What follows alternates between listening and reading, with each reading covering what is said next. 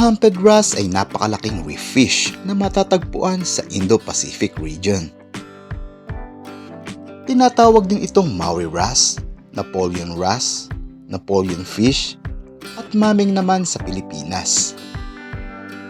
Matatagpuan ito sa East Coast of Africa at sa karagatan ng Red Sea, maging sa Indian Ocean hanggang sa Pacific Ocean. Nasusukat ito ng hanggang 7 talampakan at tumitimbang ng hanggang 420 pounds.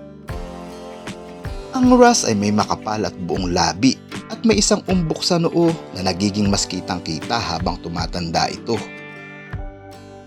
Nagbabago ang kulay sa buong buhay nila. Ang mga lalaki ay mula sa maliwanag na electric blue, green, o purplish blue hanggang sa medyo mapurol na greenish blue. Minsan ay tinutukoy ito bilang mga elepante ng coral reef. Ang mga juvenile ay karaniwang matatagpuan sa mga kasukalan ng mga buhay na staghorn corals. Ang mga ito ay may mahabang buhay ngunit may mabagal na pagpaparami.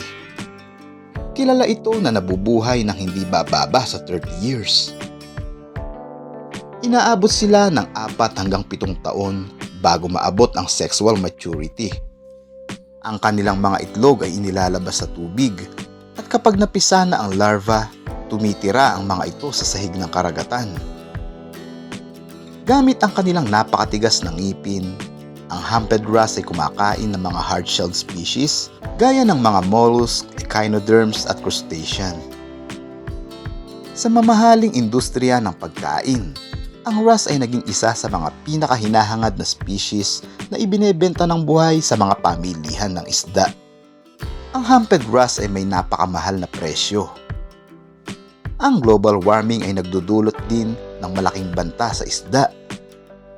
Bagamat malawak ang pamamahagi ng humped wrasse, ang World Conservation Union ay nagsiwalat ng nakababahala na pagbaba ng bilang ng mga ito.